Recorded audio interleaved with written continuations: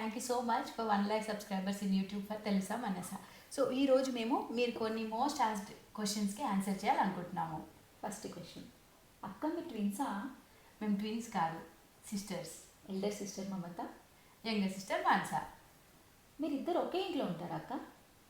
మేమిద్దరం ఒకే ఇంట్లో ఉండము.